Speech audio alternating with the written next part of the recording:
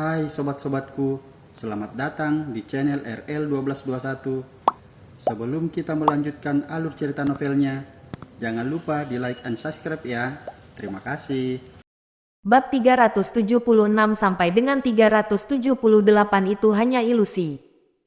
Hal itu karena Carlo sangat sensitif dengan orang yang duduk di kursi roda. Dia menganggap Peter sebagai musuh dan penghalangnya. Oleh karena itu, saat melihat kursi roda benaknya akan langsung muncul nama Peter. Carlo juga menyadari bahwa kursi roda yang turun dari mobil Busner sedikit mirip dengan kursi roda Peter. Carlo menarik napas dengan dalam, lalu melihat orang yang duduk di kursi roda itu.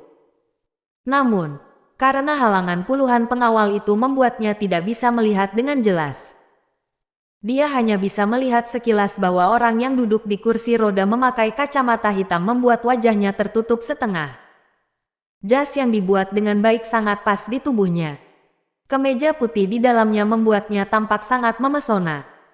Jam tangan yang bertatahkan berlian di tangannya adalah edisi terbatas dari seri Vacheron Constantin dengan harga Rp4.800.000.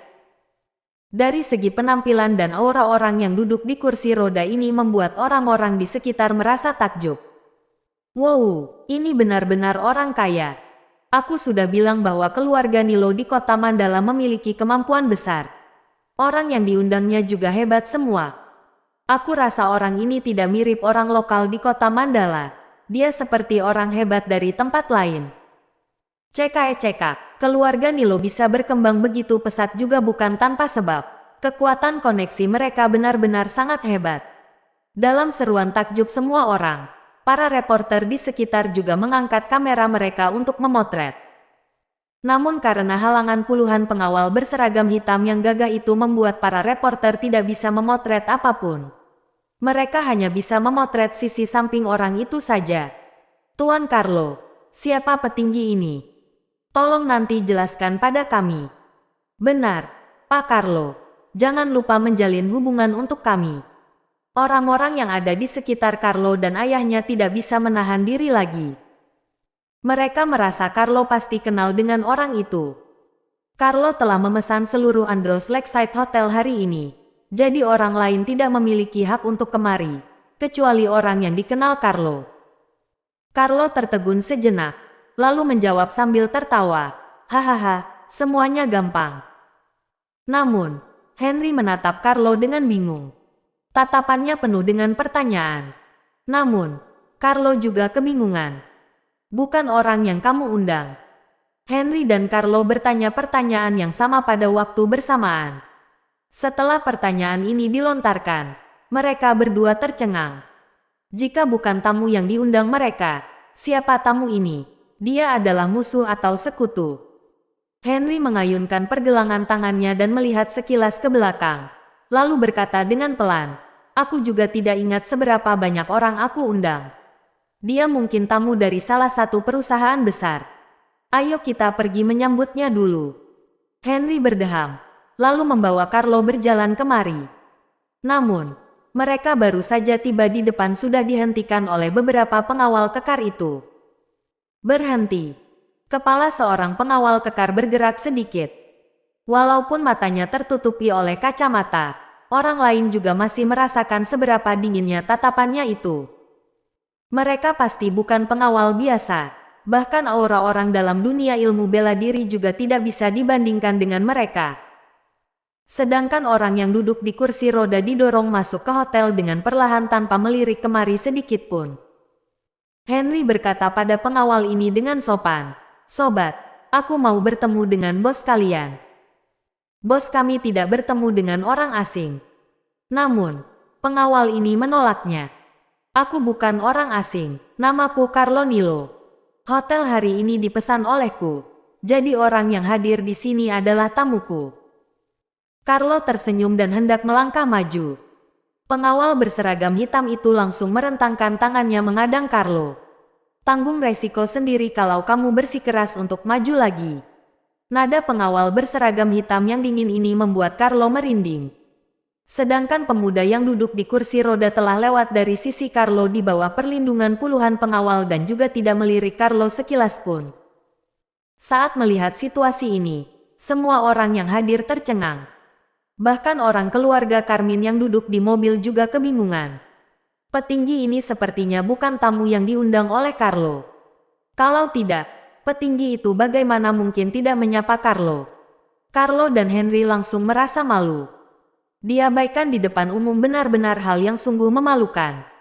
Carlo merasa sangat emosi. Awalnya dia sudah sangat emosi karena dihadang di luar hotel. Sekarang bahkan ada orang yang mengabaikannya di depan umum. Dia bagaimana bisa menahan semua ini? Namun, saat Carlo hendak marah, Henry langsung mencegahnya. Jangan bertindak gegabah sebelum mengetahui asal-usul orang itu. Henry menyipitkan matanya. Dia tahu bahwa ada orang yang tidak boleh disinggung di dunia ini. Jangankan keluarga mereka adalah keluarga kaya nomor 1 di kota Mandala, tetapi mereka tidak ada artinya di depan tokoh terkemuka. Oleh karena itu, sebelum mengetahui asal-usul orang-orang ini, Henry tidak berani membiarkan Carlo bertindak sembarangan. Carlo mendengus dan menahan amarah dalam hatinya. Dano membelalak matanya dan menurunkan jendela kacanya sambil berkata dengan terkejut, "Siapa orang ini?" Bahkan tidak menghormati Pak Henry sama sekali. Dano mengerutkan alisnya sambil bergumam, "Situasi hari ini sedikit aneh. Ibu, orang itu sepertinya Peter." Abigail duduk di kursi belakang mobil sambil menatap ke depan dengan mata terbelalak. Walaupun orang yang duduk di kursi roda memakai kacamata dari kejauhan, Abigail tetap bisa mengenalinya. Sebab dia telah merawat Peter selama 2 tahun. Abigail juga sangat jelas dengan setiap tahi lalat yang ada di tubuhnya.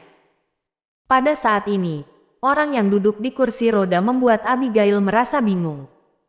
Saat Abigail mengatakannya, suasana dalam mobil menjadi hening. "Apakah kamu tidak waras?"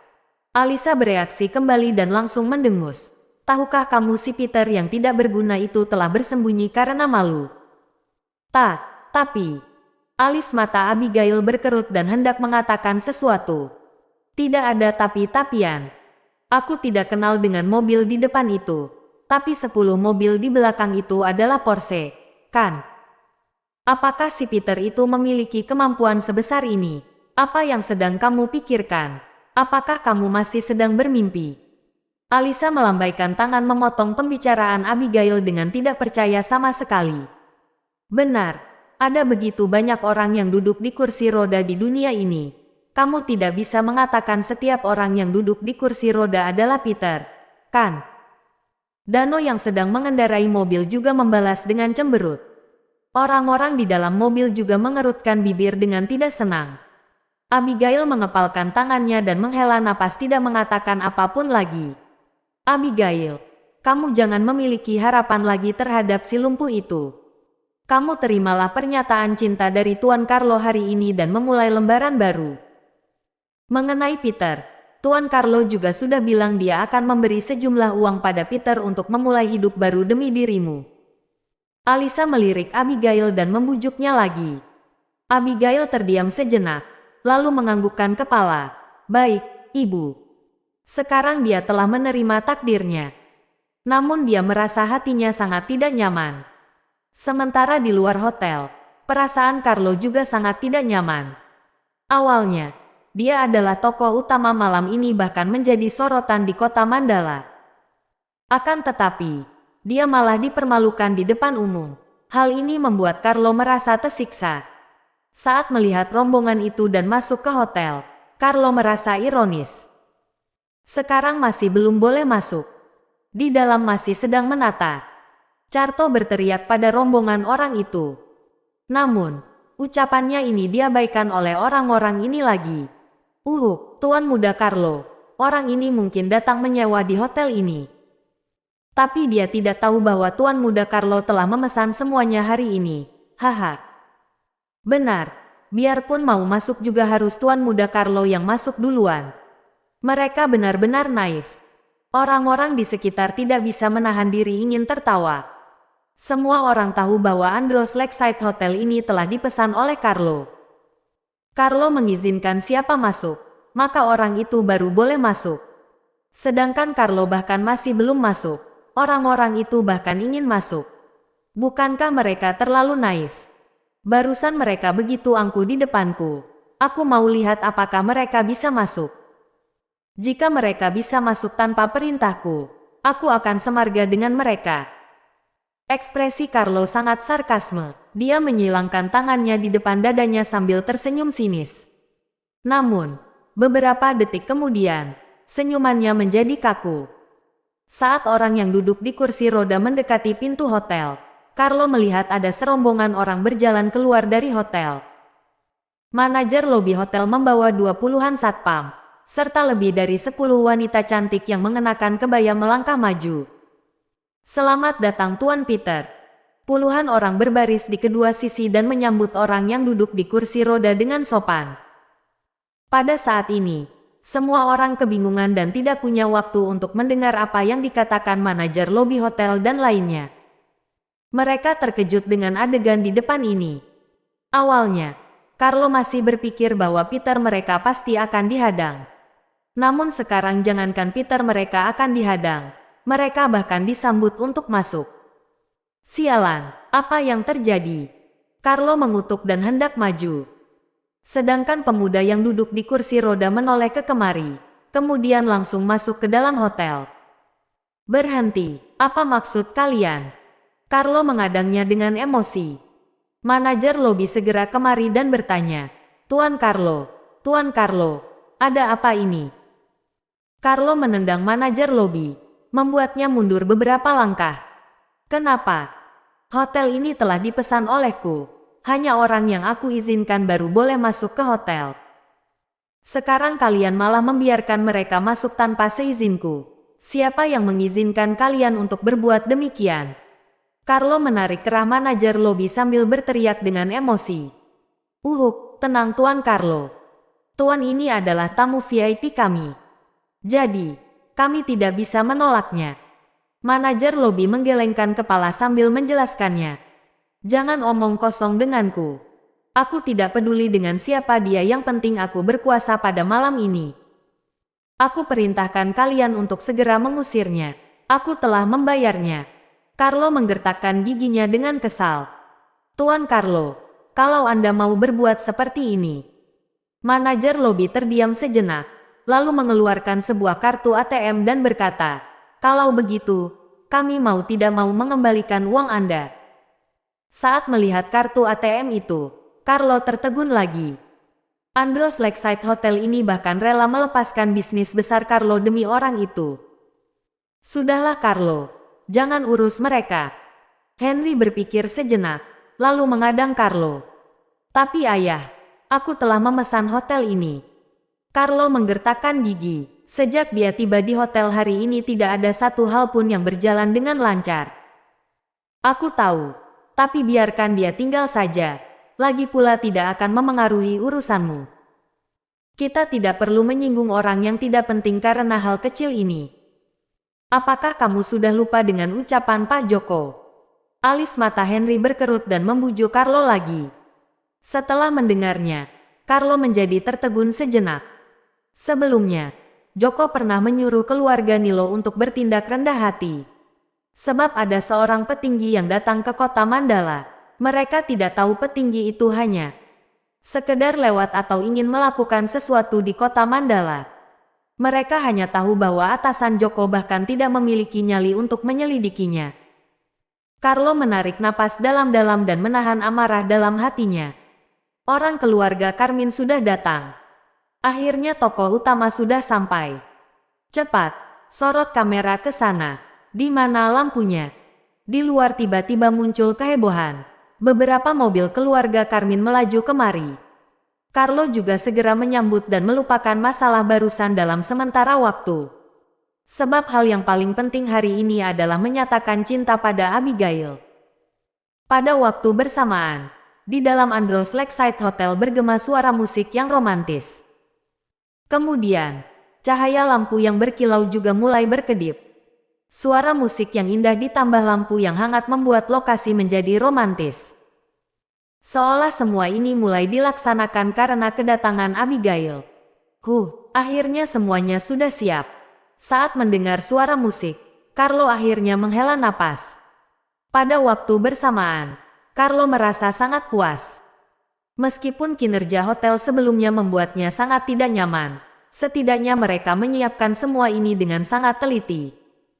Oleh karena itu, amarah Carlo menjadi berkurang. Carlo merapikan pakaiannya, lalu pergi menyambut Abigail dan ingin masuk ke dalam hotel bersama Abigail. Orang-orang keluarga Carmine turun dari mobil dan para reporter mulai memotret. Bahkan ada orang yang merekam semua peristiwa ini. Hanya saja, saat melihat dandanan Abigail yang sederhana ini membuat semua orang ini tertegun. Awalnya mereka masih berpikir bahwa Abigail pasti akan hadir dengan pakaian mewah dan menawan. Namun, Abigail mengenakan pakaian murahan. Nilai dari seluruh outfitnya tidak sampai 200.000. Hal ini membuat orang tidak bisa berkata-kata. Ekspresi Carlo juga menjadi masam. Dia tentu saja tahu bahwa Abigail sengaja melakukan hal ini untuk mempermalukannya. Namun, Carlo juga tidak menunjukkan rasa ketidaksenangan sama sekali. Abigail, kamu telah menderita dalam 2 tahun ini. Aku tahu kamu adalah orang yang berhati mulia dan menghabiskan semua uang untuk mengobati orang itu. Tapi mulai hari ini aku pasti akan menyayangimu. Aku akan memberi semua barang yang kamu inginkan selama kamu menginginkannya. Carlo berdeham dan menerima seikat bunga mawar dari seseorang, lalu memberikannya pada Abigail. Orang-orang di sekitar mulai bersorak, sedangkan Alisa juga mendesak Abigail untuk menerima bunga mawar itu. Saat Abigail sedang ragu, tiba-tiba muncul cahaya lampu yang menusuk mata. 10 lampu sorot yang terang tiba-tiba muncul di puncak hotel.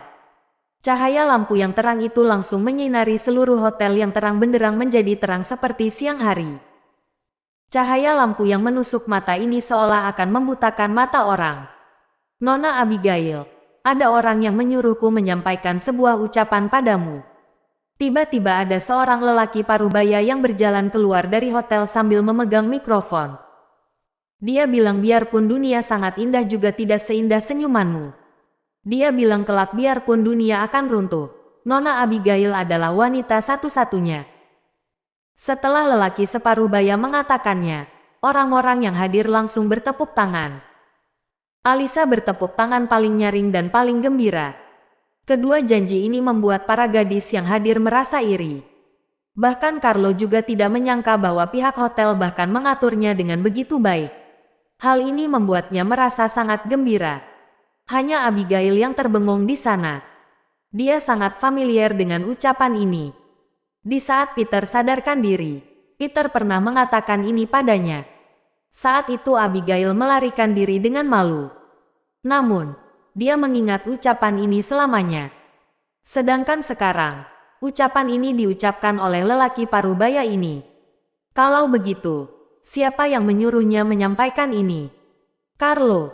Abigail menggigit bibirnya dan tiba-tiba muncul sebuah pemikiran. Kemudian jantungnya berdetak. Dengan cepat, Nona Abigail, silakan masuk ke dalam hotel. Orang yang mencintaimu akan menyatakan cinta padamu di depan para saksi. Setelah lelaki separuh baya mengatakannya, melodi yang lebih romantis berbunyi lagi. Sedangkan Abigail melangkah masuk dengan tak terkendali. Tiba-tiba ada kelopak bunga yang berterbangan di udara. Kelopak bunga yang harum berterbangan bagaikan hujan. Sehingga tampak lebih romantis di bawah pantulan cahaya lampu. Peter, apakah itu kamu? Peter, otak Abigail berdengung dan melangkah maju seperti idiot.